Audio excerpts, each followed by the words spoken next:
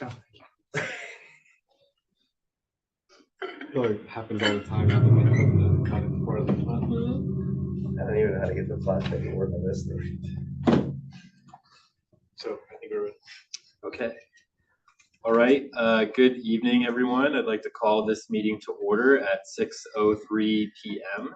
I'd like to announce that the meeting is being recorded. I would also like to announce that Director Spencer Brandt is traveling while on official business per Government Code 54953J2D. Director Brandt, is there anyone in the room with you?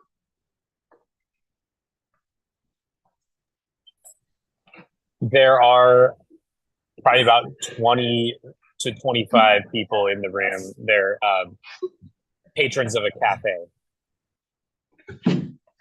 Is this going to be complicated or? No, that's fine. Okay. All right. You just have to make the disclosure. Yeah. Okay, perfect. Thank you very much. And that is 23.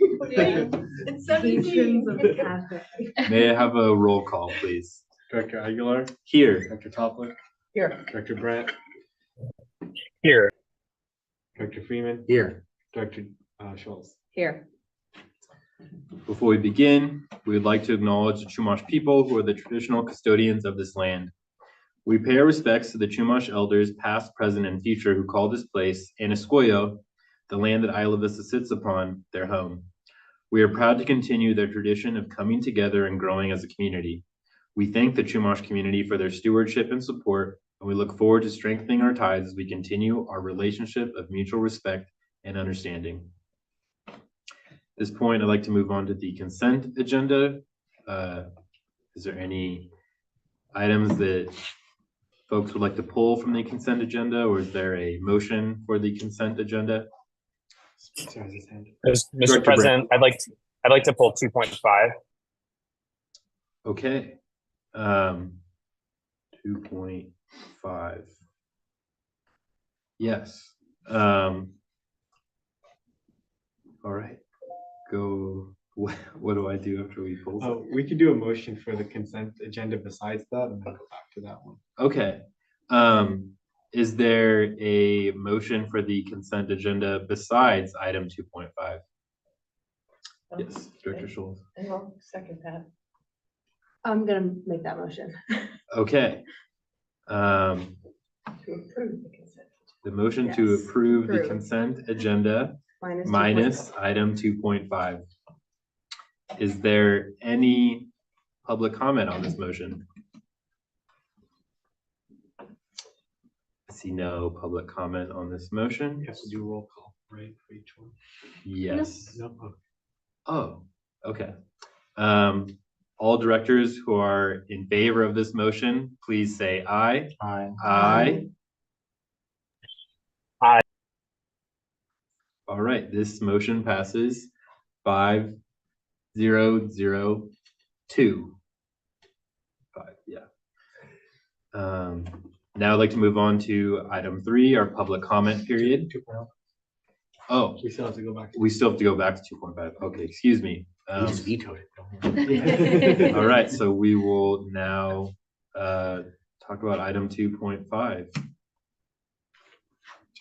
Yeah, Director Brandt. Thank you, Marcos. I just had a question for staff on this.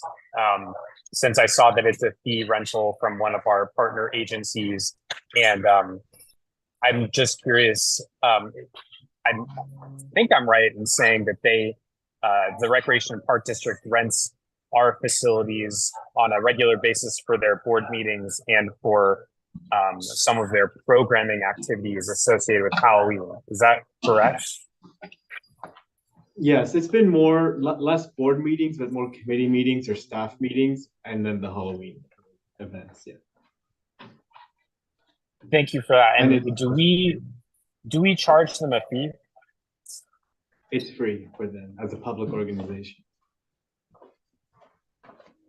Thanks. So I figured that was the case based on my understanding of our policies, and just wanted to call this into attention because I think that it might behoove us to try to have a consistent policy worked out with them.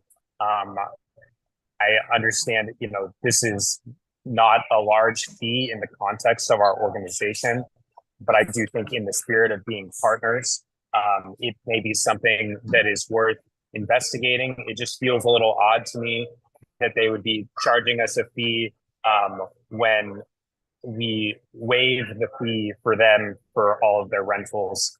And so while I will be supporting this because I don't think we have any other option, we have to make good on our agreements. I am uncomfortable with it and hope that we can work something out in the future to have a more amicable and equal relationship in this regard.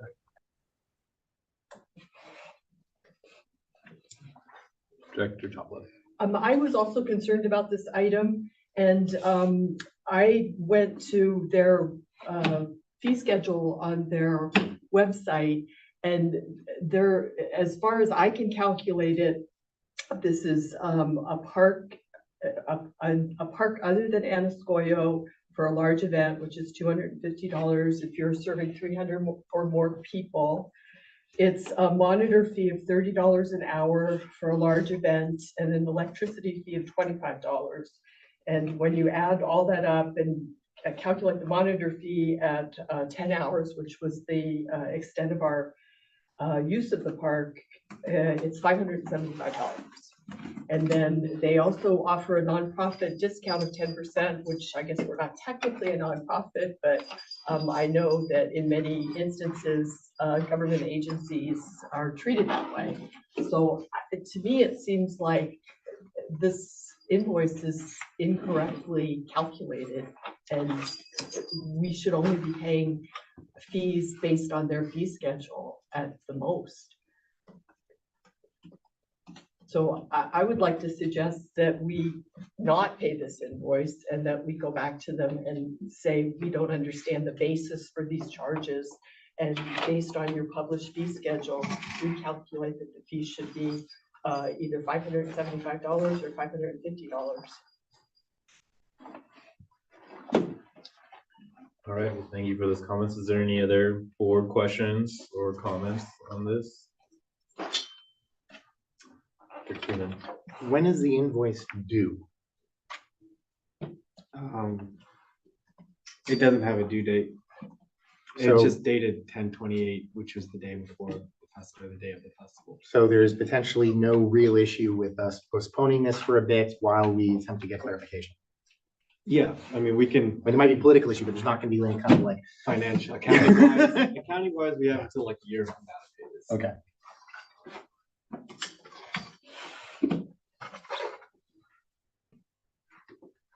So that's my motion. Your motion is to not pay whatsoever, to not discuss, but also just to flat out not. To indicate to the park district that we believe they have miscalculated the fee that they billed us, and that we feel like based on their fee schedule, it should be $575, possibly with the courtesy of a nonprofit discount, which would bring it down to $550. I have a question. I have a question, legal counsel. Aren't we considered a nonprofit? I mean, is it a distinction between profit and nonprofit? So we would be considered nonprofit? No, because nonprofits are generally formed pursuant to Internal Revenue Code 501c3, I believe. And because we are a government entity formed under the Cortese Knox Hertzberg. Sorry, that's a mouthful. We are a public agency. We do make revenue. We do collect revenue in the form of taxes and things of that sort. So we do have reserves that would constitute profit.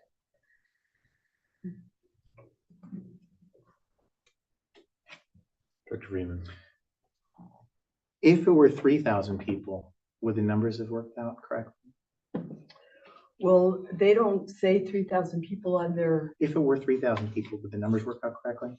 they just say 300 plus. They don't go any higher than that. Oh, on the fee schedule, there's Yeah. not. Oh, okay. Yeah, Got that's where Got it is, 300 plus is at the top. Got it, understood. Except for Anascoyo, they're a large event, it goes from 500 to 1,000. So they don't have that same concept of something plus for Anascoyo on their fee schedule. Does it say 500 to 1,000 like persons? Is that what that means? Yes, yeah. Yeah, for an event attended by that many people. Your But that's- motion was to ask IVRP to reassess the fee, right? Or Correct. yeah. And would you like me to give my calculations to you? That would be great, actually. Thank you. And President Aguilar, while we have a moment, I just want to note for the record, Director Deschler is here, marked here. Now in attendance, thank Yeah, you. now in attendance, sorry. I lost the words that were like. I was like, The suspense. ask me a question. Yeah. Just here. Yes. Director Deschler is in attendance, 6:08. You can count on me being late. Did you have another question? Did you raise your hand a second? No. Okay. I don't think we have a second yet on this one, or? There has not been a second yet on this motion. Director Brandt, see your hand is up. Thank you. While I'm inclined to make good on our contracts and promises, I think Director Topliff raises a very legitimate question. So I'll support the motion, and I would ask if it would be amenable to also include in the motion direction to staff to communicate with the Recreation and Park District about our desire to enter into some sort of a more equitable arrangement as it relates to fees. You know, we've made the policy decision as a board to waive rental fees for all Isla Vista serving organizations. That includes nonprofits, government agencies, as well as student groups. And I think that equity could mean that maybe we start charging a fee in order to bring things into equity. I'm not sure what that would look like, but I'd be willing to give staff latitude to try to figure it out. I'm happy to have that as an amendment. Could you give us you can even type it in the chat or how you The want us short to word it? version? Redirect. I think Sabella's typing a version now.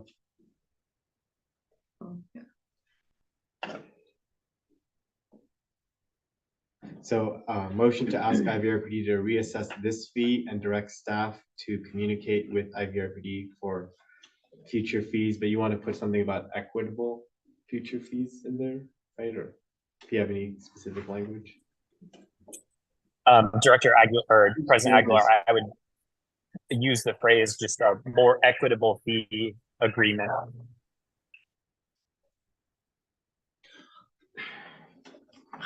Hold on, I just want to let it more equitable fee agreement.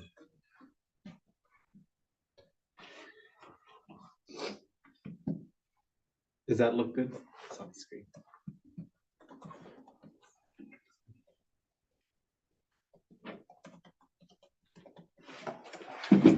Okay, yeah. That is the now amended motion. Director Dessler, you had your hand up. I'm gonna try not to say anything. I'll say some stuff, and maybe I'll draw it out of here. Because I think I won't be able to stop and then it will be Director embarrassing. I've got a couple of questions. First of all, on the first half of this motion, I don't know the history of this particular invoice. So is this something that we were given the price ahead of the event and that we had been kind of negotiating and we kind of like presumptively were going to pay this particular invoice and then, or this particular amount, and then after the event, we received the invoice for the event and now we're looking at it? Or is this a situation where we were just like, yeah, we're gonna do whatever takes to get the park, and then now we've received the invoice. Like, I don't know what the structure of this is. Maya, could you let us know what Yeah, the timeline was? no, I got the amount prior to the event and I did know about it Mhm. and we did move forward knowing that. Okay. I guess I feel a little uncomfortable going with this, with this invoice for this relatively small amount of money, going after the fact of that we actually now did the event, going now kind of retroactively and saying, well, the price that you quoted us before that we kind of agreed to is not the price that we actually should have been paying. If we'd had this discussion before the event, I think I would have. I mean, as I noted earlier, I was kind of leaning maybe this is a reasonable thought process. Can we avoid paying this for a while with ramifications? But now make it I've realized wait a second, they probably told us the amount ahead of time. If we talked about this ahead of time, I think I would have been in support of this. I'm not in support of this today. I would prefer to just pay this today.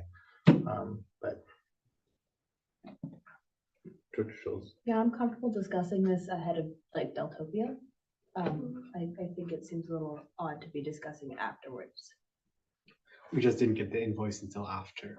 is what And happened. certainly the board never saw it.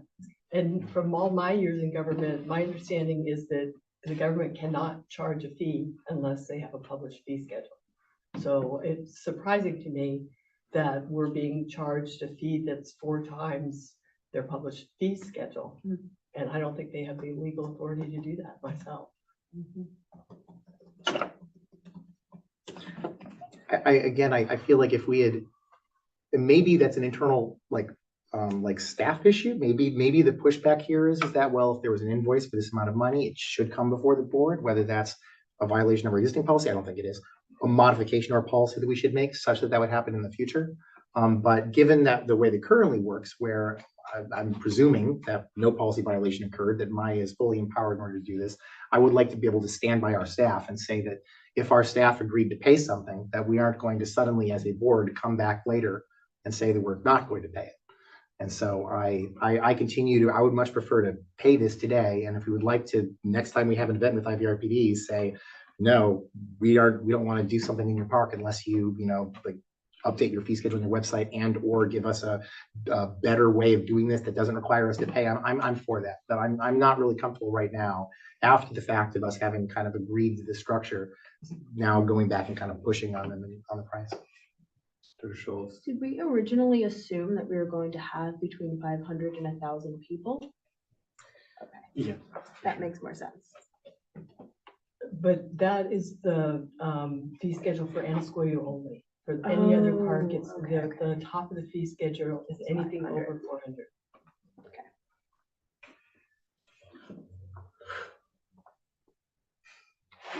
I'm uncomfortable as well, not paying this, given the fact that staff knew what the amount was ahead of time. But I do think that the fee schedule that was on the IVRPD site, did you see when the date was?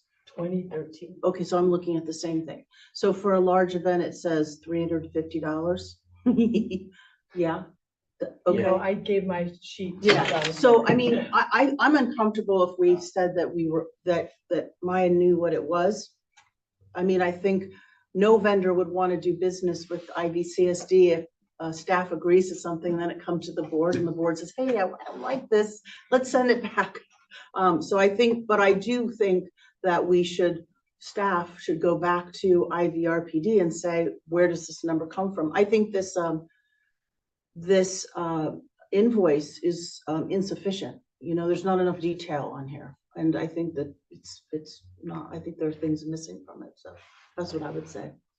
Yeah, I would. It's my opinion. Yeah, I'm also gonna share. I don't feel comfortable not paying it when the timeline that we've heard that we got this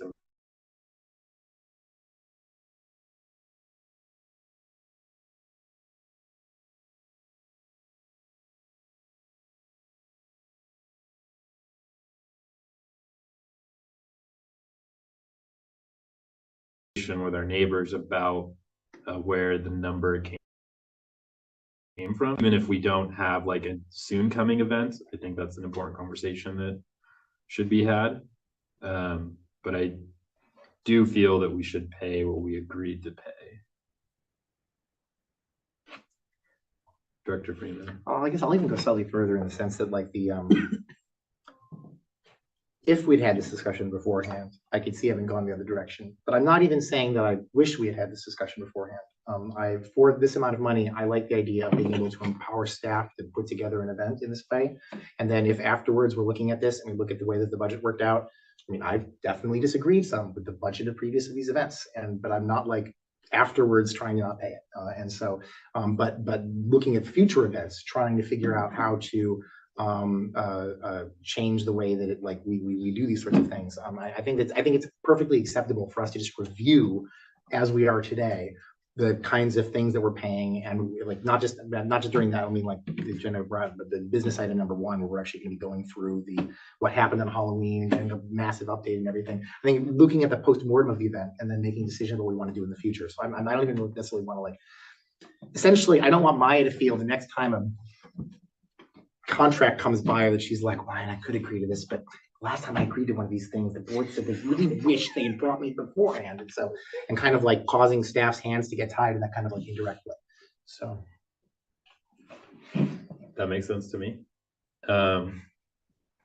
We have a motion and there was a second on the table, right? That was a second, Director Brandt? Yeah, amended. Seeing there's no current board movement on this motion, I'm going to go to public comment on this motion. Yes. Well, personally, I believe that both government agencies should work together, to try to make things, I'm not going to use the word equity or equitable, it's just an overused word. I'm going to use equilibrium. You want to balance. You want to have something to where it considers, the events in the name of public safety. Bringing people together, community, things like that. You need to have an equilibrium in place. There needs to be an equilibrium. And like you mentioned, Maya getting all of a sudden, you get a contract and you're like, oh, the last time I approved this, oh man, it really hit the fan. You don't want that. That creates a very stifling environment. But I believe that speaking, both agencies sitting down and coming up with a equalizing kind of agreement or a balanced agreement across the board would be a very good idea personally. And that's just my 2 cents on it. I'm not a big public policy person, meaning that I'm not very knowledgeable on public policy. I'm all for public policy, but I think that there needs to be some sort of discussion between IVRPD and IVCSD on these issues going forward, because it would save a lot of time and a lot of frustrations or consternations of sorts.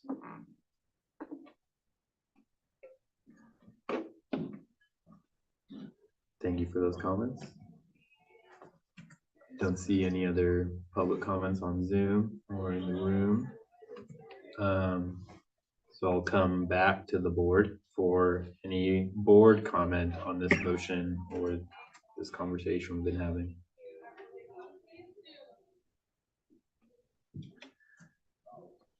All right, so can you, Director Brandt, please.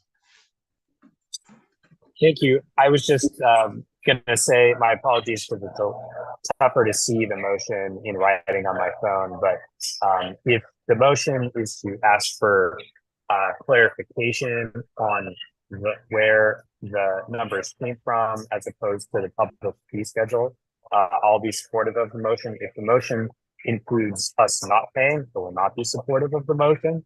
The intention from what I gathered from listening to the comments and the maker of the motion was to just seek some clarification. And then what I added on was about seeking a more equitable arrangement. So those are my. And I agree, that was my intent, that we asked for clarification about why it's $1,700 and not $550 or $575. So should we change the reassess to clarify? Yeah, that's, Ask IVRPD to clarify this fee? Sure. I was gonna ask that same question. Director Freeman. I still feel that we should Hand us up pay it. first. That wasn't That very nice. doesn't, I didn't say don't pay it. I want to be, I guess that the question that I have is are we asking for this clarification before we pay it in the hopes they lower it? Or are we paying it and then separately asking for clarification. I would discuss it before I paid it. Okay, I think we should pay it and then separately ask for discuss it. clarification. Dr. Dashwood. Okay, first of all, You're not gonna talk. I know, but I'm so frustrated. Yeah. Why do we have to talk about these things? Don't you have authority just to pay some things that we don't have to a talk about? $1,500 limit to Oh. pay for invoices. It was just, Okay. it was on our consent agenda. Okay, okay, Yeah, so, it's on the consent agenda. so the second thing is, do we pay our IVRPD when we have the CSO safety stations in the parks? No, in 2017, their board sponsored that program, and so that's free. Okay, so I mean, I think there's precedent to the two entities working together on things of mutual good. So I would hope that there could be some conversations about moving forward to have those conversations, having conversations with the general manager, and maybe have a general manager and one person of the board to work on having conversations on issues of mutual benefit, like the fee schedule. Dr. Scholes. So to clarify, the current motion is not approving 2.5 yet. Right now, It's it just says clarify. to clarify, but I think you said your intention was to pay, so we could add that in. It's up to you. I don't Yeah, wanna, that's fine. yeah, I don't want to make the motion or anything. That's just what we wrote. Clarify and pay. Clarify and pay with reservation. But to pay the current amounts and clarify after Complain about it. and complain about Pay it. and complain Pay and about complain it. about it. Yes. I'm with that. I'm with Okay. that. But And then I don't set think that, up but that's a- not what I think Carrie wants. So I wanna. Oh, she's supposed to be the I motion. can live with We've pay. worn her down. Okay. Although I prefer complaint. Yeah, complain and pay. So you can make it motion to approve 2.5 and then the rest of it that's already there. Does that work? Does that language work? I'm not trying to make the motion. Okay, approve 2.5. 2.5 And then- and request clarification about why the amount differs from the published fee schedule, and enter into a discussion about Future. mutual use of each of our facilities. Yeah. In a partnership spirit. Yes.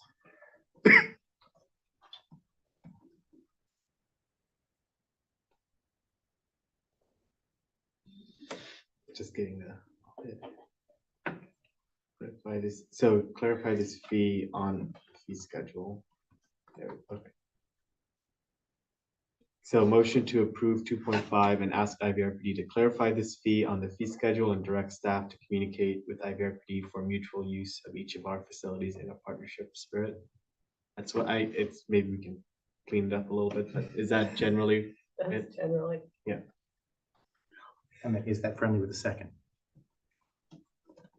Spencer, that would be you. It's friendly. His hand is up. Friendly. Okay, so we have a motion. It has been seconded. Director Brand, I can see that your hand is up on Zoom. Do you have a To amend. comment? Sorry, I'm putting it down. What did he say? Please put his hand up. Okay. You can- I just want to put in something about that. I don't think it's enough for staff to communicate with IPRPD about going forward. That hasn't been successful so far because there's, issues. There's issues there. So I would ask general manager, how can the board support your effort so that we can avoid these kinds of issues in the future? Is it appointing a small working group to work with IVRPD and IVCSD to work together on, kind of looking forward and trying to come up with some mutually agreeable rules, expectations with regards to facility rental? I mean, Yeah, that would be good, possibly. I mean, I think in 2017, it was not staff driven, it was board driven that they Right. sponsored the safety stations and Yeah. agreed to that. Yeah. Because they were elected officials who saw the reasons for the safety stations being there. Yeah. So I Did do, we ask for it to be on their agenda? Ask for an item to be on their agenda?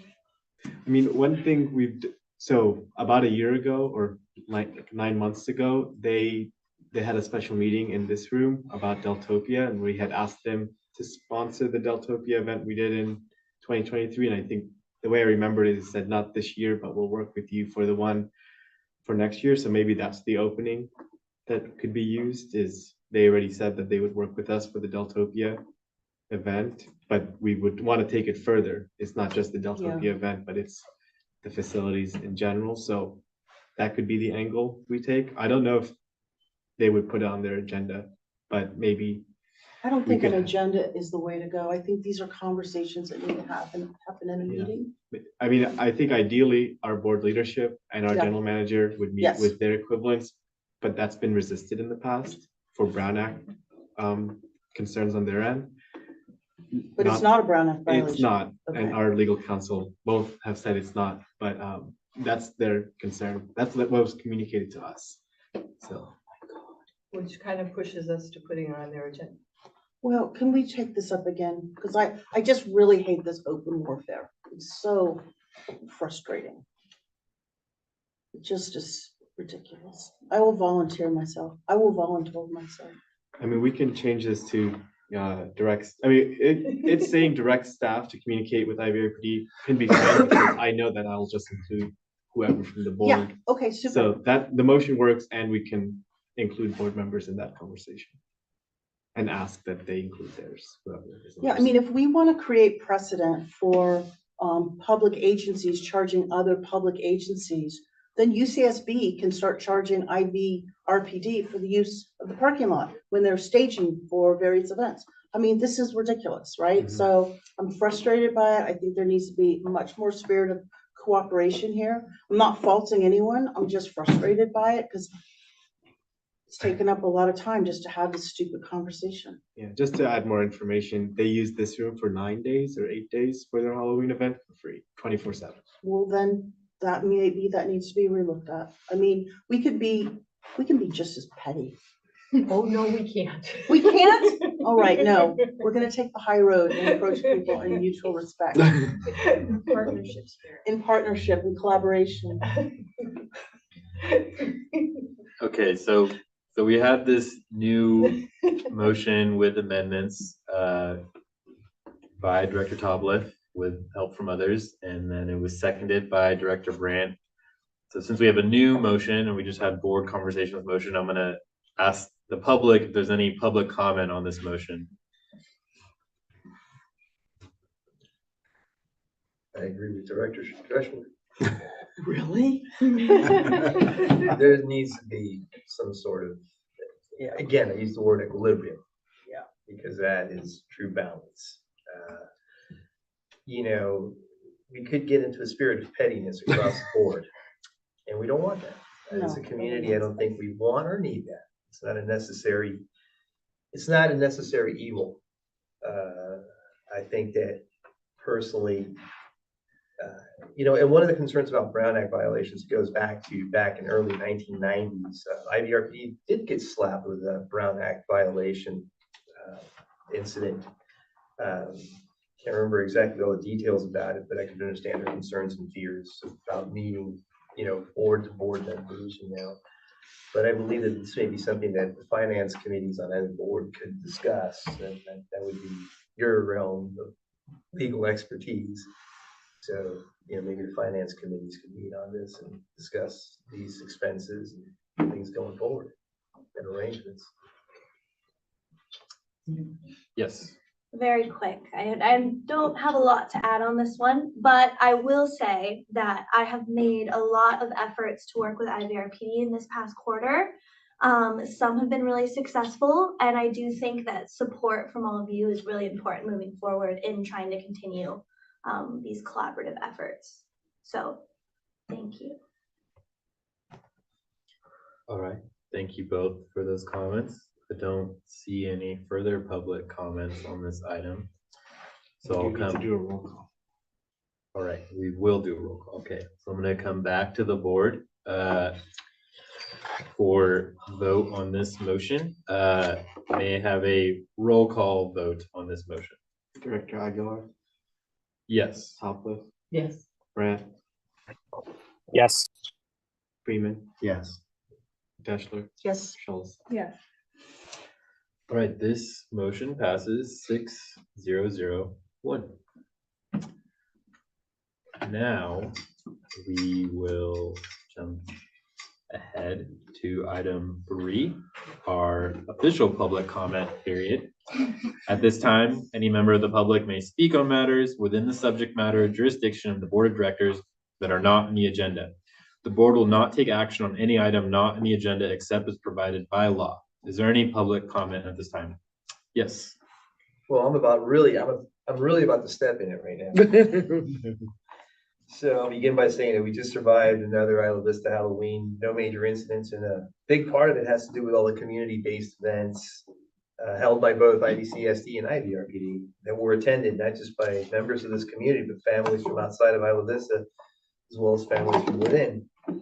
The thing that brings a lot of people, the thing that a lot of people kept bringing up was how beautiful the lighting in Anascoya Park was and how safe it made the area appear. And honestly, I'm not going to disagree with that. Through the regular times, Anascoya Park is an unlit parcel of land that has proven to be unsafe for any and all members of our community once the sun goes down. We've heard the saying, parks are for everyone, and while I agree with the saying, once the sun sets and lighting is minimal to none, that enclave becomes a potential haven for problems, some of which I've encountered on a personal basis myself. Now, I know that the parks are not in Isla Vista CSD jurisdiction. They fall under IVRPD, but there is a common thread between both county government agencies, and that common thread is public safety. Better lighting through IV is always should be a public safety priority. But why should that serve as stop at Isla Vista's main park, which also serves as a passage between the two Embarcaderos? I've spoken with IVRPD staff on the issue and the lack of better lighting in Anascoya at night, and it comes down to one thing: budgeting. IVRPD budget is used in many ways that do benefit our community, but after all is said and done, there's not much left to cover that one basic need. So I'm here as a member of the public and the Isla Vista community, asking that IVCSD can find a way or possibly arranging a co-budgeting, so I'm going to step in it, to implement better and more effective lighting in Anascoya Park in the name of public safety. There's no reason I can think of where Isla Vista's two management organizations can't work together for an improvement in public safety. This takes petitioning the second district for additional funds and support. If that's what it takes, then so be it. After all, safety of all Isla Vistans is a priority topic, and many of the public safety comments I've heard.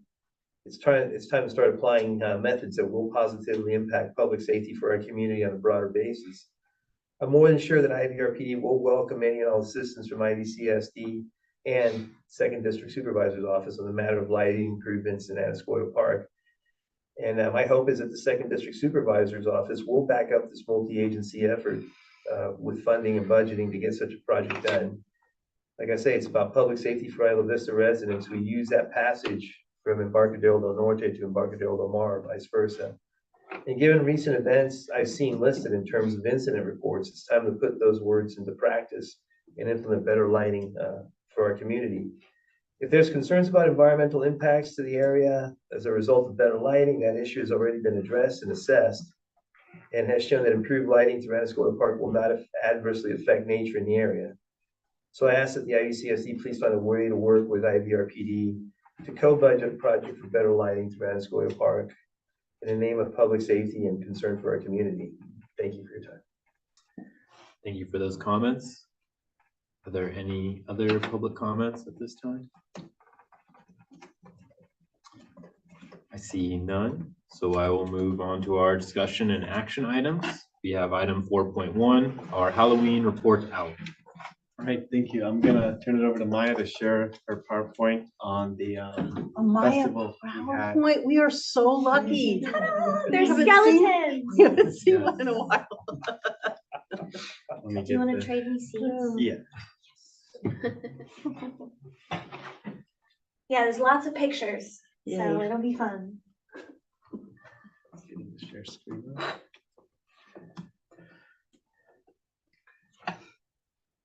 I told you the skeletons. Hello, everyone. Hi. All right. So we've already been chatting about the community festival, but let's talk about some of the fun stuff that came with it too. So this is our first ever community festival. So I'm going to talk a little bit about how much community involvement that we got, some highlights from the event, and then thinking ahead into the future. So some fun stats. First of all, we had over 50 local organizations, artists, businesses, vendors, musicians, and more present at this event. That meant that at any given point, there were over 100 people just on site making the event possible.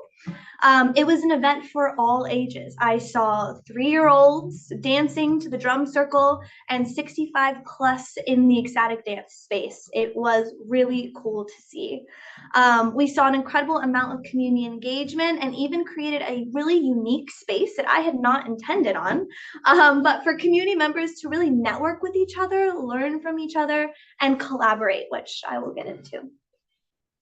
So local organizations, I'm not going to read this whole list. There's a lot of lists like this that we're going to go through, but just take a look at the pictures. We had a combination of UCSB orgs, local nonprofits, our own internal organizations, and even the restorative justice program was there to ask questions from a cop in a very safe space.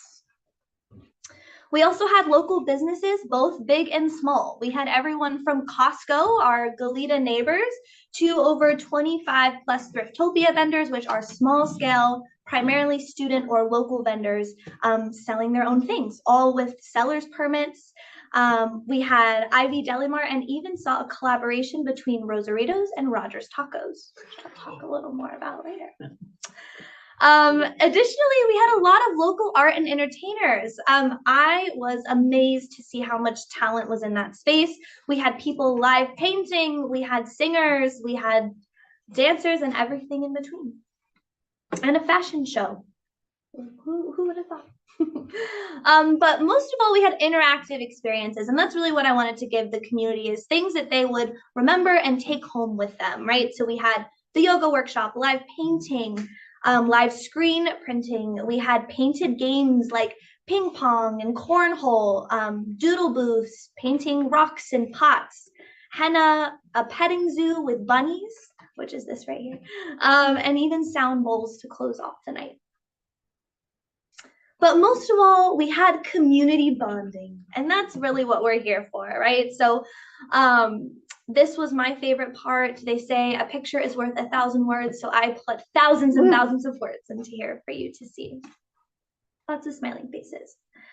So some of the highlights. So over the 6-hour event, we had over 800 community members. I calculated this based on how much food was gone, about 100 people per hour. It was a very spread out event, but throughout, we did have a good attendance.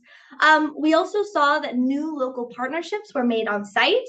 We had incredible staff support, both internal and external, and overall just really great community engagement for the district with a broad reach, news coverage, and also direct engagement with all of these local vendors and partners. So new partnerships. This really highlights the positive impacts of bringing community groups together in one space. So one that I want to talk about is Rogers Tacos working with Rosaritos. A couple months ago, they didn't even know that they existed. Rogers Tacos had a problem. They needed a kitchen. Rosaritos is one of the businesses that is slow during summer, like all Ivy businesses. My team and I were able to connect the two. Rogers Tacos now uses Rosarito's kitchen, and now they help each other out regularly for events like this, and also just supporting each other. And I just thought that was such a powerful thing. These are two very beloved businesses getting new audiences and helping each other out. Also here on this rectangle right here, this was a couple of younger individuals that had just gotten into screen printing and starting their own brand, and they were really excited about it.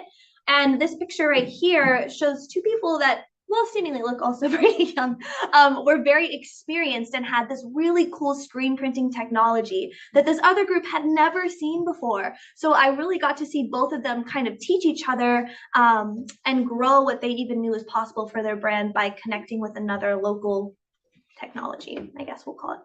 And then also just in general, I saw a lot of organizations coming and talking to each other, learning more, and then thinking about how they can work together. So I thought that was a really positive outcome out of this event, and it wasn't even something that I had originally planned for. So it's cool to see. Also incredible staff support. I had to show off my amazing team. Leslie and Molly were there all day. It's a 12-hour day for some, and it took a lot of help and support. And also we had a great security staff that I actually got as a recommendation from IVRPD that were amazing. Great EMTs, all of these people we have great relationships with, and I would love to work with them more in the future. Bless you. And also, as I said, really great community engagement. It really showed the power of utilizing these types of community events to really build the district's community equity. We had 3 news castings, both before, during, and after the event. We also had micro, I want to call it influencing, that's not what it's called. Micro networking, micro marketing, where people at the event are tagging being at the event, which is also giving us more visibility. So we had both that macro engagement and micro engagement, which I think is really important when we think about these types of events in the future. But with any first time, there's a lot to learn. So obviously there's ways that we can improve for next time. And these are things that I learned both from my own experience, talking with all the partners that I worked with, and just going around and talking to each of the tables. So first thing is starting outreach at the end of spring quarter to the clubs on campus. This is because in the fall, everyone's thinking about how do I recruit new members? How do I get a club in the first place? And how do I even start? So a lot of people haven't even had their first meetings by the time I bring up Halloween. So I would like to put this on people's radars so that they can plan for it and expect to be there. And I think we'll have even more than we did this year. Also, now that if we would like to continue this, which I would recommend, starting community outreach in September. And that's because I noticed we started about mid-October, just by the time we got the ball rolling on things. And I think a lot of people had already made their plans. You know, if we get people in the beginning of the year, right when school starts, start putting in a Halloween plan, I really do think we'll be able to motivate more people to stay during Halloween weekend because of what we're offering for locals. I also recommend shortening the event from 6 to 4 hours. This is just because after talking to a lot of the people that had been tabling all day, attendance starts to drop off after hour 4, and so does overall morale. Even if there's a ton going on, I think shortening it, making it more impactful in that 4-hour window is going to be great for next year. Also more of a closed loop layout. This is the first year. I really wasn't sure how many people were going to come. I was really planning for the best and the worst, right? If we had like 3,000 people here at this event, I would want it to be an open floor plan, very easy to come in and out. But seeing kind of how it went this year, I do think a little bit more of an intimate closed loop would work for next year. And finally, I think finding local DJ headliners that the community's members are excited about. There's a couple of different ways we can do this, but I do think maybe surveying the community or doing like a talent scout, getting people to tell us who they want to see. I think the bands were great, but I do think some of the DJs, people were like, I don't know who that is. I'm not gonna stay my Halloween weekend to see them. So I do think if we want people to stay, giving people what they want, right, to see. But when we look at our goals that we set prior, and I talked to the committee about this before we even started the event, we wanted to engage local artists and musicians, which we did, local cultural organizations and performers. Everyone got an invitation, and the people that came really did enjoy it. Creating a safe space. There was security, EMT help, access to local resources. As I said, there were a ton of people there present. Also, groups focused on racial justice and providing opportunities to increase their local community awareness. So I did have the restorative justice program there to ask, and I did ask a couple other racial justice groups. Not everyone was able to come, but we engaged with them. Local security with response to nonviolent issues. I thought that the security team that we worked with did a really great job. Even when we had concerns about people, they approached them. I really couldn't speak more highly. I thought that they de-escalated very well. We worked with foot patrol. We had a comprehensive emergency exit plan just in case. We had walkie-talkies. We were communicating with each other. We had red papers, just like you see in school in case something were to happen. I worked with IVRPD very closely before this event, meeting with them, making sure that everything that they had was followed, and that they were on board with the layout, where everything was going, who was going to be there. And everyone had a say. So all the community partners that I work with, everyone that tabled got a say on where they wanted to be, what kind of thing that they wanted to have. We even provided funding for some orgs. I think it was up to $100 for them to have a game if they didn't have the funds to do that, or to offer an incentive to, have the community interact with them. And in total, all of this we did for under $30,000, which is drastically less than some of the other events that we've put on. And I do think that it was plenty for what we did. So yeah, that's all. I didn't want to go too long on the presentation. I want to give some room for questions, feedback. And yeah, thank you. That's all. All right, thank you very much for that presentation. Are there any board questions at this time? Director Deschler. Thank you. This was a fun presentation to see. When you talk about people staying, are you meaning staying in Isla Vista or staying at the event? You said Staying in Isla Vista. Staying in Isla Vista. Okay, got it. And then can you, maybe it was somewhere else that I didn't see, but can you just, or maybe Jonathan can say, what programs received funding to do events as part of this? Like which vendors? Which, we were giving. The some- grant? The grants, program? Oh, yes. the grant. Yes, Grant this was program, all yeah. just about the Community Festival. I can actually chat a Oh, little bit okay. about that too. Is that gonna come up some other time or? I could just bring it up Okay. now, yeah. Yeah. So the grant program, we had St. George Youth Center had Mhm. 2, and Maya can talk about the details. But they had 2 events that we funded at around $3,000, and Mhm. IVRPD requested funds as well, and we granted them $1,000 for their pumpkin patch. So those were the only 2 that got the grant funding this year. So we gave IVRPD funding? Yeah, and So we that's- also, they requested 5,000, but we were only able to provide 1,000 because of the budget considerations. We also contributed, I think, 2,500 to the Dia de los Muertos event. Ah. That was on Wednesday Mhm. 1st. So then this budget doesn't, the 30,000 doesn't include that, that's in That's for the addition to. festival. Okay, got it. Yeah, It was under, I believe it was still under 40,000 though for Yeah, everything. it was under what we had planned. What budget? Yeah. Great. Awesome. Thank you. Director Freeman. You might not have thought of this yet, it's totally understandable if you haven't, but you mentioned shortening the event. Which hours were you thinking of losing? I have thought about this actually. I'm thinking that we started a little bit later. So this time it was 12 to 6. So I'm thinking like 1 to 5 would be good. Or is that's still 5 hours? That's 4. 4 hours. 4. four. That's 4. Okay, yeah, that's what that's what I was thinking. But I'm open to feedback. That's just kind of what I've noticed. Less people were there towards the end, and I think that having another extra hour for setup time would have been helpful for some of the vendors. There was a lot of people that came late, which from an event organizer's perspective was very chaotic, but we found a space for everyone. So that's what I would recommend. Director Topol. Well, I just wanted to commend you on a really good job. I certainly checked it out and I could see that people were having a great time. There was a lot going on and it was just really a wonderful event. And I think you were so ambitious to take this on in this way and really have such a grand vision, which I think you did a great job of executing. So thank you. Thank you. And we didn't do the free food this time, and people still showed up. There was some free food. There were some, but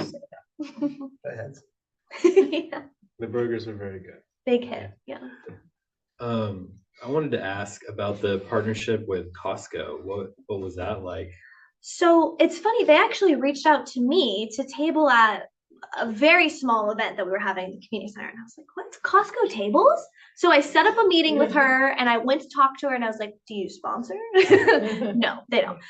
They actually don't pay for any marketing, but they're huge on community engagement, which I actually didn't know about. So they're eager to come to our events and table. And I said yes, because I thought they had a lot of really good offerings for students. A lot of people don't know, but apparently if you have a Costco membership, they deliver water to your house for free or discounted. Don't quote me there, but it's a good deal. It's a good deal. And she actually went to UCSB and was telling me like they even deliver it to my door on the 2nd floor, which, you know, to a student is amazing. So there are some deals like that that I just thought would benefit the community, and they were very eager to come to our events. Do you go ahead? We did do some sponsorship asks, Mhm. but I think we got one, right? Yeah, we got one. I reached out to quite a few people, but we got one sponsorship of $500 from Spark Creative Events. That was a discount off of what they were offering for the backline and the staging that they did provide. But they were also a dream to work with. They stayed throughout the whole event, helped coordinate everything with the bands, which is not my area of expertise. So it was really nice.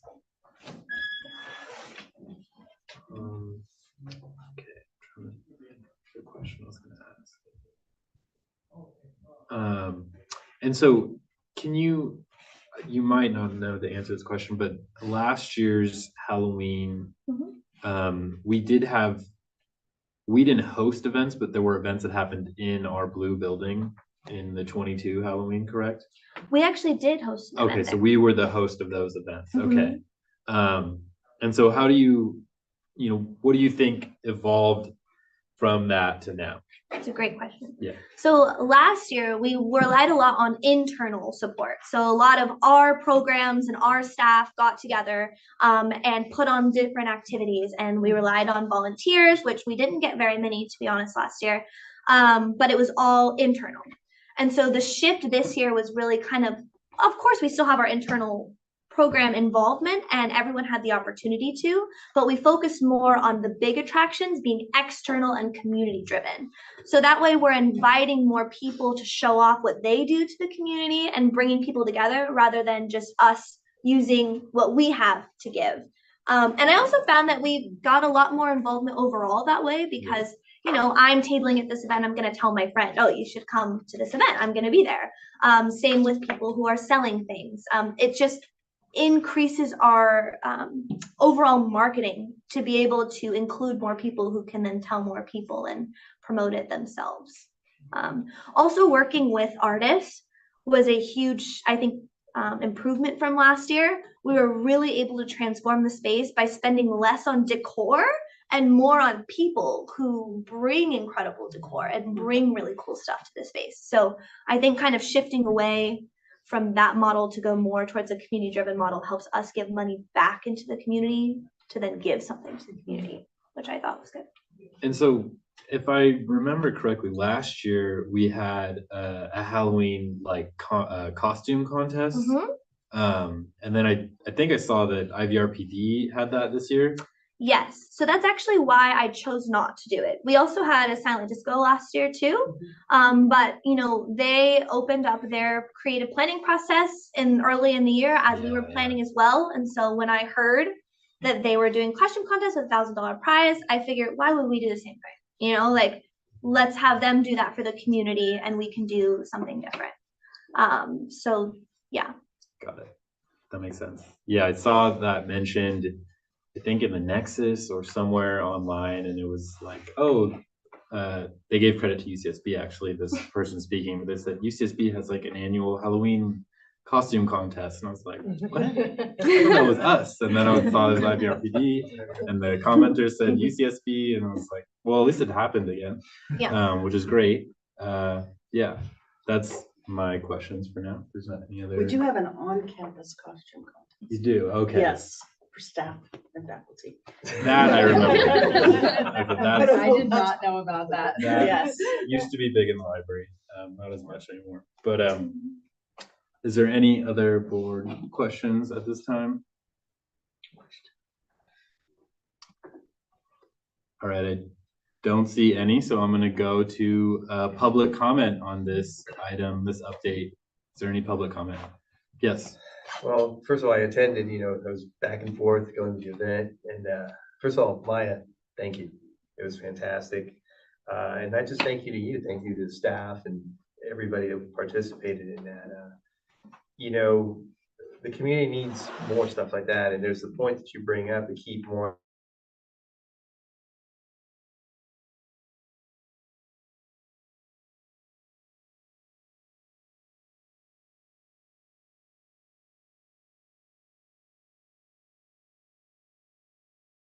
Hey, come out to IV and check out, the Halloweens. And they're, I love this stuff. I don't know, I don't want to do that, And I'm like, no, it's really cool. And then they come out and they find out that it's actually, it's safe. It's a good place. It was really cool seeing the interaction between UCSB college students and families and their kids. I mean, that was one of the most awesome things. The types of events, costume contests, silent disco, all that stuff, that can all be hashed out, but it doesn't matter what the events were. The fact that you had a big event for 4 days in a row, it was fantastic. And as a member of the, 36 years living in IV, and I think it was one of the best Halloween, aside from last year. Last year was really good too. this year, you know, it was fantastic and very engaging. And there was, you know, that sense of cooperation that you mentioned, like Rogers and Rosarito, you know, that's something that you don't see fostered naturally. This was fostered organically. As an engineer, I guess that's the most basic level of things, when get things to happen organically in that level like that. Thank you for doing that. You know, you guys, you did a fantastic job. And I look forward to next year. You know, it'll be fantastic. It'll be even better. It'll be even better. And I think the shortening would be a good idea. Gave me enough time. The length it was, it gave me enough time to go, come back, go, you know, like that. So I think shortening would be a good idea. Thank you. Yes. I'd like to echo that praise. It's really cool to see this event grow from, I believe Anna spearheaded the first one where it was just a few hay bales and a truckload of pumpkins. And then now it's this whole big production. So it's really great to see the staff here really get better and brighter every generation. Jean-Michel's one of our first interns Ah, from like 2018. great. Thank you.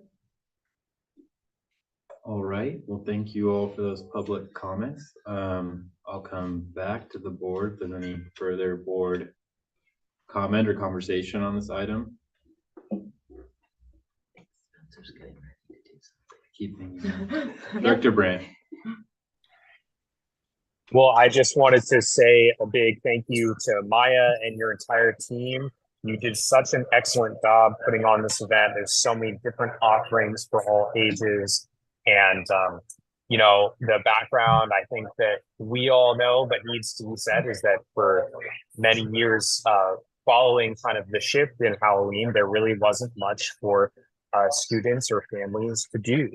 And I think that it's really great that we're providing something that is safe, that is fun, that is so community oriented. You're building connections with local businesses.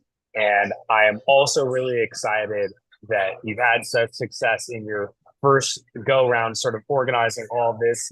In past events, we've relied very heavily on independent contracted companies to help produce these sorts of things. And I think it's really awesome that you have been able to take on more of this stuff in-house and do it just as good, both more cost effectively, but also making sure that, you know, we get to retain all of that experience in you and in our staff to make it happen even better again in the future. So just great job.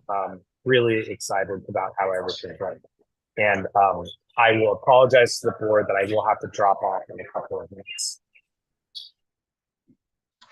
All right, understood. Director Scholes. I wanted to say that I went to the event and I had a fantastic time. It was so much fun. I got to talk to people like that I knew from clubs outside, which was really nice. I would say that when we reach out to clubs, a lot of exec turnover in campus clubs is in spring. So reaching out twice might be a good play because you're going to get new exec and an old exec when you reach out. Thank you. No, that's good to know. Side note. I'm glad you had fun. It was really fun. Good. I just want to echo what my colleagues have said. I'm so impressed by what you did. You know, when you were talking about this on the front end, I was like, wow, this is super ambitious. And it's unbelievable. I mean, you are really an impressive person, I'll just say, what you have created and what your vision was and how you were able to really bring a lot of people together. It's just such a wonderful skill set that you have to be able to see something and execute. So hats off to you and everyone that you've supported and supported you. I love what you mentioned about you bringing people out. So you didn't try to do everything yourself, but you really got people to all join in. And so everyone could feel really a part of something by contributing their own special gifts and then echoing and amplifying that to their own communities, which then creates more community. So I just really love what you created here. And I hope that there's a how-to manual for future years so that we can continue this. I love what you did. I love that you worked with the IVRPD. And then on a bigger scale, just say, it's so great to see Halloween be a positive experience between the two agencies and all the different community groups coming together. It's such an amazing thing to change the narrative in our community. Not just the Isla Vista community, but the community outside of Isla Vista, to see all the magic that can happen here. So I just want to applaud your efforts, and Jonathan, you and your team, thank you. Thank you. Yes, I wanted to piggyback on the last part of your comments, which is that I feel like we've turned a huge leaf with the fact that our neighbors in Goleta don't view Isla Vista Halloween as a considerable threat. We heard this before, but the fact that business partners who are in Goleta who don't have any need to make more business in Isla Vista were willing and able and excited to come in on the day of days, you know, and to send their staff, people working, says a lot about the corner we've turned of what like Isla Vista Halloween is. It's no longer this horrible, scary thing. It's, you know, new fertile ground to build something healthy and welcoming. So I'm really impressed. All right. If there's no further comment, I look forward to what we can work on in the future. I will now move on to item 4.2, our IV Safe report out. Well, first thing from that one is we're gonna start planning for Deltopia right away. So, It never ends. so IV Safe, we had our meeting on October 25th. On the attachment, it says June 6th. It's just a typo. It was a pretty good meeting. It was well attended by the participants. We had several items on the agenda, a lot of them the same from our June meeting. So we talked about bluff safety. There wasn't a lot to say besides we supported Supervisor Caps's plan. We did a recap of Halloween events that were happening. And then when we got into actual planning for these large weekends, and the output from that was people groups volunteered to participate in a working group starting this fall to start planning for April of next year. Usually a lot of these planning efforts start in March. There's not much time to plan really at that point. And so, unlike I mentioned earlier, IVRPD had made that commitment in February of 2023 to work with us on the 2024 Deltopia. So there's, I guess, a lot of opportunity moving forward now. And that is one of the things that's on here too, is developing a local playbook for how these large weekends should play out. The discussion that we had on fentanyl use in Isla Vista and prevention was pretty robust, and I thought we had a really good time, and we had we had lots of different ideas of what we can do, and we had one thing right in front of us, which was the upcoming submission of a proposal to the health department on the use of settlement funds. And so what we came together to say was that we would want a Narcan at every parcel and unit in Isla Vista. Like that's the end goal. There's only 900 parcels in Isla Vista, about 3,000 units. But we said if we can get at least one Narcan container at every parcel, that would be a win. And so that's what we submitted for the grant, is funding to help install, like a fire extinguisher box essentially, but with the Narcan in it. But we also said that we were going to be going door to door to distribute and just have a really clear, regular schedule and tracker of, hey, have we distributed to this address? Okay, yes, we have this year. So, and then having ways for people to then submit that they would want to have a refresh of they've used it and they want to refresh. So it was really good. I mean, we had the sheriff share what his department is doing. We had UCSB share what they're doing on the issue. So it was a lot of sharing. And then we came together at the end and said, what's our goal here? What do we want to do? And the consensus was, at least having one container of Narcan at every household would be the end goal. And that it sounds big, but it's also achievable because it's IV and you can really break it down. So that was really good. And I did submit the proposal. I haven't heard back yet, but it's only been 2 weeks. So we'll see what happens there. And then finally, Lieutenant Tesla just went over the new festival and social host ordinance that we've already supported, but he did a report out to the full group because that's where they originally started. And then the last item was to have long-term resident neighborhood concerns, but they didn't show up to the meeting, so we'll have to do it at another time. So, and then we'd set our regular meeting time. So the next one is June 10th at 12 p.m. And so we're gonna send out an invite, and now we have a regular time for the group to meet. We don't have to deal with all these scheduling issues that we were dealing with before, trying to get doodle polls and all that. June stuff. 10? January 10th. Oh, I was sorry. gonna say, Did I that's a say big June? gap. Did I say Yeah, Yeah, June? you Okay. did say June. I'm Wow, seeing I the don't remember June. that. I'm seeing the June on Jan- here. yeah, from yeah. the time- Yes, January 10th, at 12 p.m. So we're moving back to the lunchtime. And I had to leave 5 minutes early, Oh. so this was the one part I missed with the scheduling the part. last- okay. This is news to me. June 10th. And our catering for the event was Ivy Bagel Cafe. And so they were really affordable, and we had a spread of, different bagels and toppings for them. So we're trying to support local businesses, rotating them for each meeting. So Nice. good, yeah, good turnout, Mhm. lots of engagement, and yeah, I'm feeling good about where the group is going. And we're maintaining, students, property owners, businesses, government, everyone seems to be participating. Awesome. Dr. Schultz, is there anything you want to add? I mean, he got most of the big points. It was really nice to see Supervisor Caps come and talk about her plan in person and hear like active feedback from like a very wide variety of groups, which was really nice. I think we have some really good ideas about solutions to the fentanyl issue, which is really nice to see, as Jonathan talked about.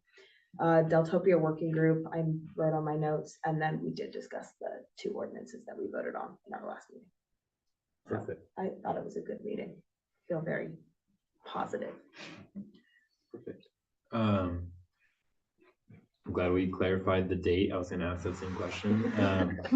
My question, hopefully simple, but with the solutions for fentanyl use, so we brought, or our board was like bringing this as a agenda topic, and now the end result is that we as a district are submitting this grant request. It's not a grant for us, it's proposals for what the county should do with the money. Got it. So we would have a role for sure, but it's not necessarily a grant for IVCSD. It's more, we have a bunch of money, what should we do with it? So we also put, other ideas too, like what we did for COVID tests, Perfect. where the county public health department gave us just several boxes of them, and we would hold events to distribute them. And so we put in things like that too. Got it. And so we kind of like started the conversation with our neighbor partners in here, everyone who comes to the Ivy Safe, and then the idea is that we're now like vocalizing those opinions and feelings to We're the county. organizing people. Got it. Yeah, we can't necessarily do it that much directly as a district on this issue, but we can get people to work together. And I actually forgot one major point, I'm sorry. So on the fentanyl issue, which is during the meeting and also right after, we met with behavioral wellness department at the county to get a vending machine placed either here or at the community center that will have Narcan and other things in it. They'll be open 24/7. So that's another thing that we can do ourselves is, there's like a $600 per year cost. I said, yes, we can afford $600 a year to have this vending machine here. And so that's another option that we'll have to have a solution to this issue. Got it. All right, Director Schultz. I actually had something else on that note as well. In the meeting, I did not get an actual number, but I did hear that Vouchers for Recovery is giving out, and what I wrote in my notes was quote unquote, an insane amount of fentanyl test strips and Narcan. And that they're working on improving after hours and emergency access, which I think ties into that. And then I believe it was the sheriff's office that wanted a report on when, what, and how Narcan was being used. They wanted more specific like times and like periods of activity Like on Narcan. metrics around it. Yeah, See. I don't know if it was the sheriff's office, but somebody did mention that in the meeting. All right. Well, I'm happy to hear that. Are there any other board questions? I sat next to someone from the county who was having a hard time hearing, and I let him know that we were waiting for the county to approve. Thankfully, the county's finally approved that one. Now we're waiting good. on supply chain issues. Oh, Oh, no. Maybe when it was, based on the timing, it was still under county approval back then. Now we're just waiting for the supplies. Yeah, it's tough. All right, I'll take this item to the public. Is there any public comment on this item? Yes. So it's kind of to me personally, it's kind of a sad statement when out of 900 parcels, you have to put a Narcan kit in every parcel. How many of those will be used by the end of the year? That's a question you gotta ask. And then there's that question, what times of the day, are most active when you have overdoses, medical emergencies involving an overdoses? I track on Pulse Point, and, the moment we hear sirens, just go on to medical emergency. I discussed about this during the cliff ball conversations that we've had, and I made a public comment. And what you're dealing with is attitude. It's an attitude issue. Like I mentioned about jumping a fence to do whatever on the other side of you. There's no need to do that. It's attitude. It's not, needing to urinate or whatever. It's an attitude. With that said, then there's a question of the insane amount of fentanyl test strips that you mentioned, Director Schultz mentions that from Gauchos in Recovery. Very active organization. I support those guys. And here's something I have to tell you from a personal experience of hearing from someone themselves. They said that their friends, this one friend of mine was saying about a bunch of friends that got some MDMA, Molly, whatever you want to call it, taped to a music festival out in the desert. They had fentanyl test strips. They tested the MDMA for fentanyl. It tested positive. You know what they did with that MDMA? They did it anyway. And all of them needed to be treated. And what? And all of them needed to be treated for overdose. So again, the issue that you're dealing with is attitude. A lot of people think that every time, oh yeah, I'm gonna OD, but someone will revive me with Narcan. And but every time you undergo one of those ODs like that, there's a certain amount of, it's not mental illness, it's brain damage. Mental illness is from the inside out. Brain damage is from the outside in. You hit your head enough times with a chemical, it's going to cause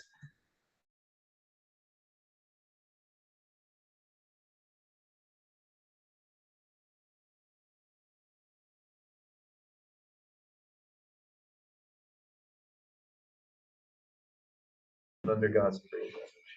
It's a sad statement. And like I said, what we're fighting is an attitude. It's not, there's no need to deal with fentanyl. There's no need for that. That's a dangerous drug.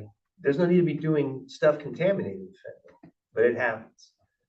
And like I said, these people, they tested it, and they went, they did it anyway. So it's attitude we're dealing with here. We have to learn, somehow, some way, we have to learn to combat that attitude.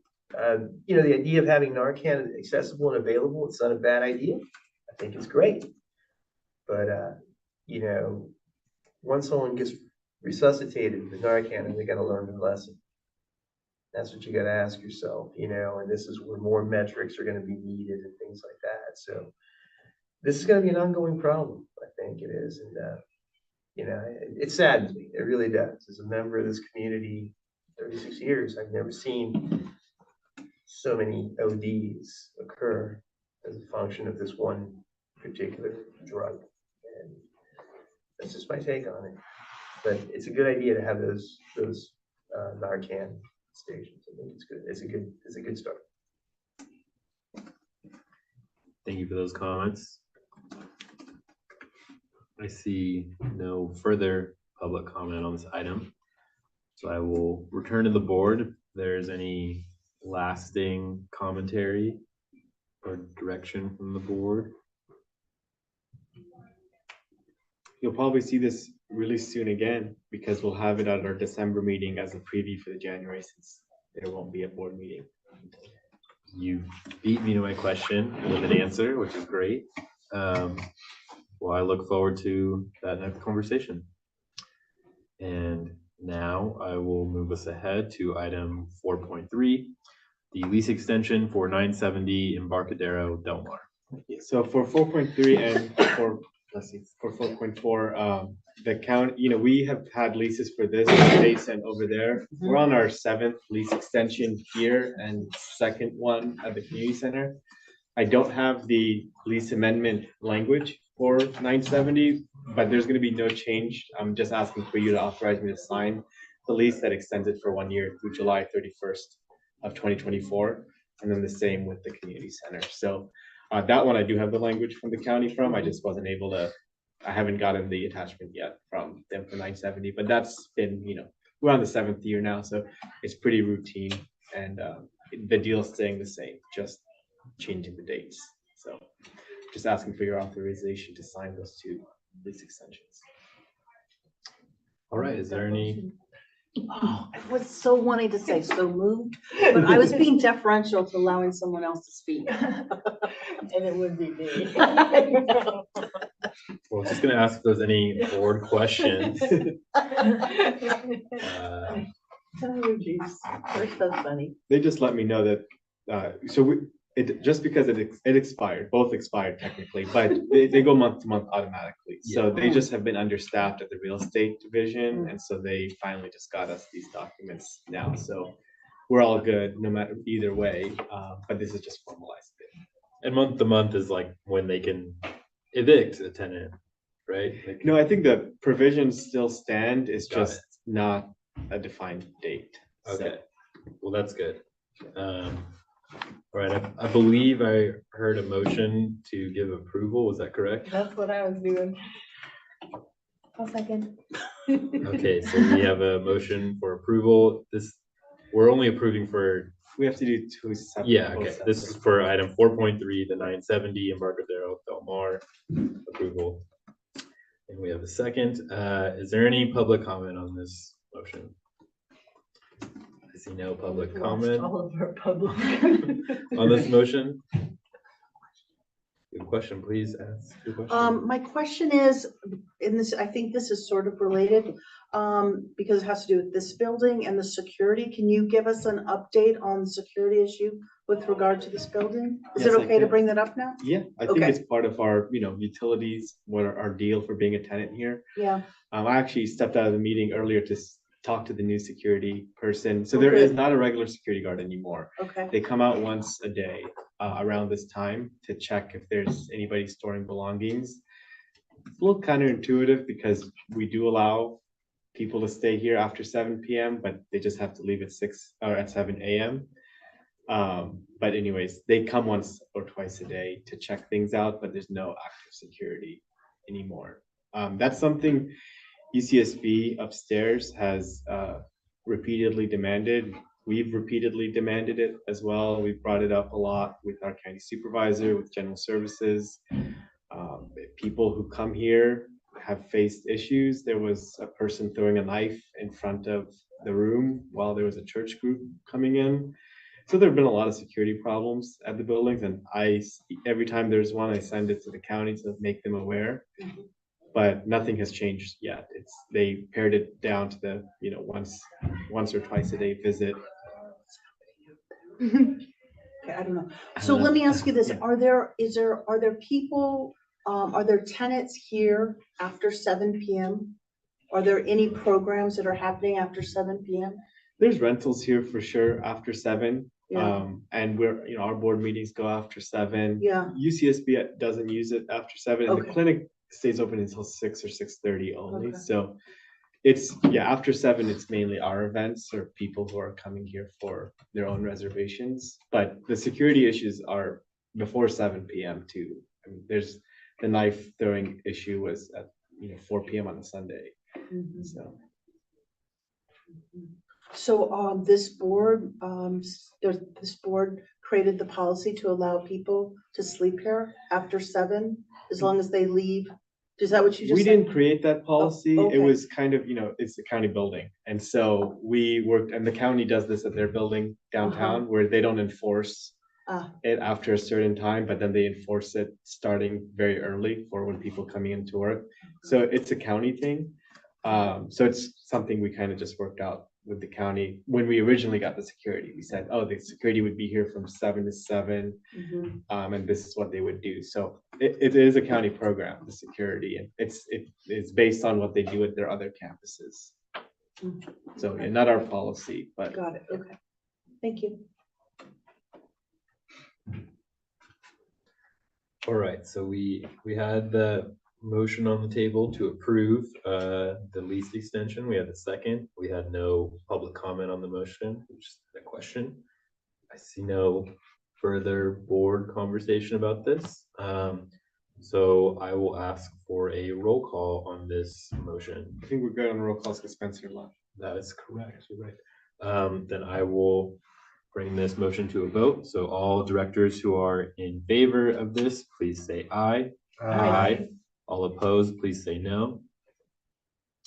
And this motion passes 5002. We will now move on to item 4.4, the lease extension for 976 Embarcadero Del Mar. Same deal for this one. So moved. Nicely done. Like it was your turn. It was. Is there a second for that motion? I'll second it again. Okay. I will now ask if there's any public comment on this motion. See no public comment on this motion, so I'll come back to the board. Is there any board question or comment on this motion? None? All right, I will call for a vote. All directors who are in favor of this motion, please say aye. Aye. All opposed, please say no. And this motion passes 5002. Now we move on to our fifth section, reports. Reports from members of the board. Do any board members have reports they would like to share? I just want to bring up that I was contacted by a woman who is the owner of Ivy Bagel regarding an incident that happened in the patio area and inside the bagel place. And it involved an individual who came in and threatened people with a knife. And the person was, I believe, chased out of Ivy Bagel, and the manager chased the person out. The sheriff was called, Ivy Foot Patrol was called. They found the individual. The individual was, I believe, I'm not sure, one of the parks. And the person who contacted me was very upset about the situation, asked what UCSB was doing to ensure better safety for students in Isla Vista. And I gave an overview of the various programs that the campus supports and has supported over many years. And then I gave a little bit of an overview of what IVCSD has done. But it made me, I just want to mention that it did make me, I wouldn't have found out about this had the owner of the Ivy Bagel place walked over and told Kimberly Kimberly Kiefer at Ivy Rec and Park District, who then referred her to me as being from UCSB. And so I'm not aware of the sheriff telling anyone about this incident on the IVCSD. Maybe Jonathan may reach out to you, but so my report is just that I did get this communication. I did respond, but I do think it brings up a larger issue about how Ivy Foot Patrol is communicating safety issues to IVCSD. Yeah, we heard it. It was brought up in the parking meeting as a side note, but it wasn't official communication. Okay. I could say more, but I won't. Yes. Yeah, but now is probably not Now's not the time time. for more of that detail, but thanks for sharing that report. Are there any other reports from members of the board?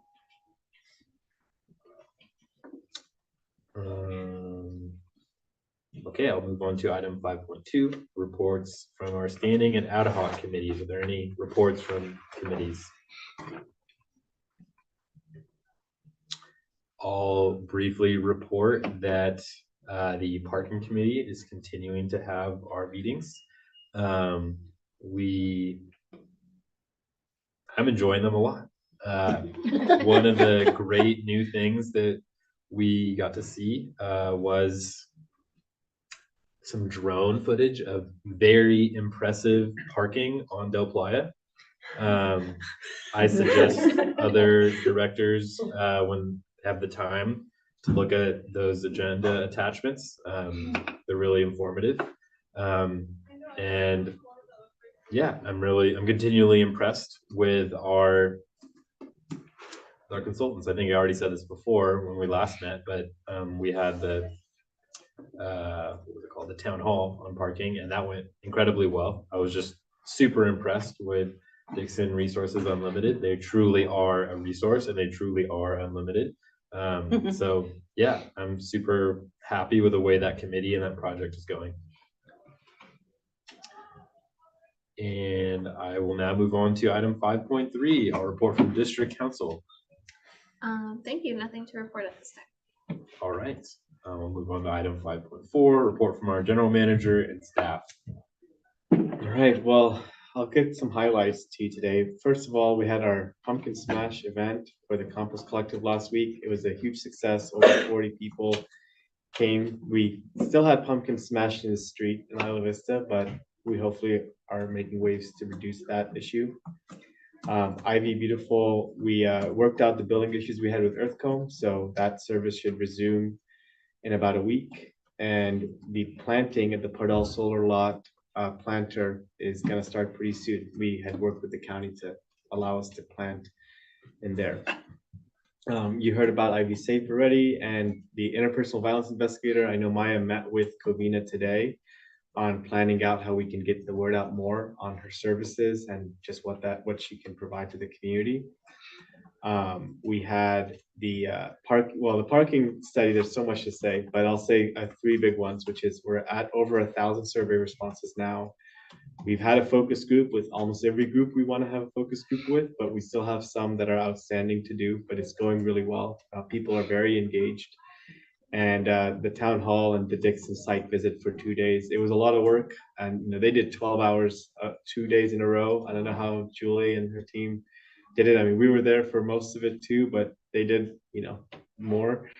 So they did a great job. So we're very happy with how things are going. And I know some of you got to meet with them, and the invitation's still open if you want to meet with them on Zoom. But yeah, very confident in that project and how it's going.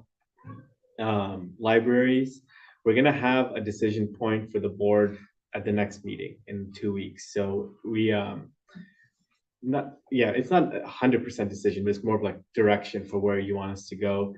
But we've been meeting with the county and we've heard from them what the different options are of how we could go forward. One is, would we create a new zone for Isla Vista, or would we do like an RFP process where we'd advise them on who our zone administrator should be? So we'll get that all together for you at the next meeting. Bluff and Cliffs, the County Board of Supervisors did approve Supervisor Caps's Bluff Safety Plan at the last board meeting. I think it was only a week ago that happened. Yeah. Time flies, but it was a week ago when they approved it. And that's about it on ongoings. My jury duty, what worked out was I didn't have to report in until Thursday. And then I did, so I missed a lot of the parking stuff that happened that day. But then I was supposed to stay for 3 months, 3 days a week, 8 hours a day. And I told them that I had prearranged flights and conferences that I'm going to a conference on Friday. And I have a vacation in December that you all approved already. So thank you that I had flights. So that was all true then. It was all true. And so I'm now moved to February. Oh, geez, crime. Yeah, so I know. Really, For 3 months. Well, we'll I'm see. done. We'll see. Hopefully not. But Is this the one that's in LA? this is the Santa Barbara. The Santa So anyways, I didn't end up serving except for 1 day, and I'll be back in February. Okay, I actually have a question about that. So if in February you were to suddenly get taken for a 3-month stay, Yeah. Yeah. maybe we need to have like some kind of better backup plan for that. Like That's our bus factor here is really low. Yeah, we do have this ad hoc committee that's kind of Okay, great. related It's on already internal organization. It's not necessarily like a complete solution to something happening in February, but we're thinking about that issue of, if I'm taken away or gone, what happens next? So we're thinking about it at least. I was gonna ask that same question because I remember that you did email us, but I don't know if We didn't get a schedule. We did not. We'll get I it responded. scheduled. So many committees. It's okay. We'll get it scheduled now. It was a busy time. Anyway. Yeah, it was. I think it was during parking study. It was during the parking stuff. Yeah, that's right. We'll get it scheduled. Yeah. It's no big deal, but It's no big deal, but February is gonna come pretty quick. yeah. All right, We'll I meet look- soon. Yeah. look forward to that. I just worry about February, then I think Deltopia, that's what I worry about, a little bit Yeah. about you being taken out. But- Because the more you defer, the more their tolerance for you deferring goes down, For right? sure. They're like, no. Oh, I've deferred a lot already. Oh, I know, that's what I mean, that's what I mean. It's like, But that's very unusual to get on a 3-month trial. Yeah, it was a That's big super deal. It was a big unusual. deal trial. Yeah. Like, so I got, I pulled the Yeah. short end of the straw. That's what I got. It was a 3-month one, yeah, but. Never mind. I just For me, it was just kind of catalyzing though, also the thought of like, I mean, heaven forbid, but like, Jonathan ends up in like some kind of car accident or something, and then suddenly we're just like, now what? Like, how are we, yeah, so. Having some kind of like plan to minimize it's known as the bus factor, the number of people who get hit by a bus, suddenly your organization grinds to a halt. So we're maximizing the number of people required to, Yeah, no, we need to plan for that. We haven't Yeah. before. So All right. that's it for me. We will now move on to item 6, our closed session. We have item 6.1, conference with real property negotiators. Government Code Section 54956.8. Do we need to? And We have shouldn't two. Jay be identified as one of the real property negotiators? Is It's that- just a typo, yeah. I'll add it, in, yeah. And we also have item 6.2, conference with legal counsel, anticipated litigation. Right. Rating room is better, Jay, right? yeah, pretty much.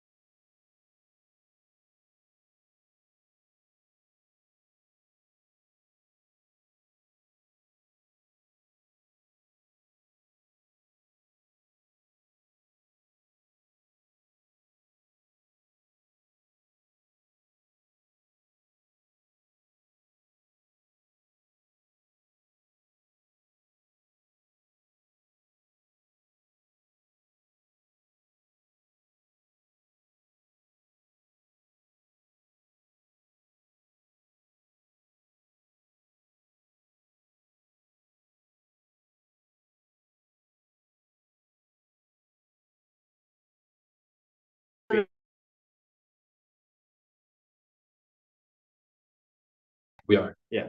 Okay. All right, we are reconvening after closed session. The time is 8:45 PM. Council, is there any reportable action on these items? No reportable action, direction given to staff, no final action taken on either item. All right, thank you very much. We will move on to item 7, future meeting dates and future agenda items. Are there any future agenda items that directors would like to see? The list is thin right now, so if you have ideas. I look forward to the library item you mentioned earlier. Libraries will be November 28th. I guess because I think I asked last time about if there's an update from county regarding The scooter stuff. it's on my list here to. work Okay. on, yeah. Cool. That's the only thing I'm gonna ask about. What about Public Works giving us a update on Public Works types things? And Ivy, remember we think we talked about can- that grant? Yeah, we can, they did that a year ago and we Yeah. can see where Where they things are. are now, yeah.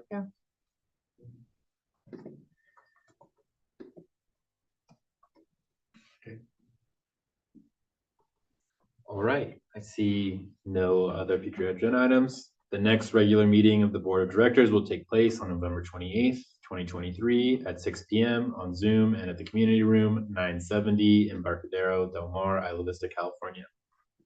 And with that, I will adjourn this meeting. All right, thank you. Thank you very much. Good meeting. Yes. And the meeting. Oh, yes.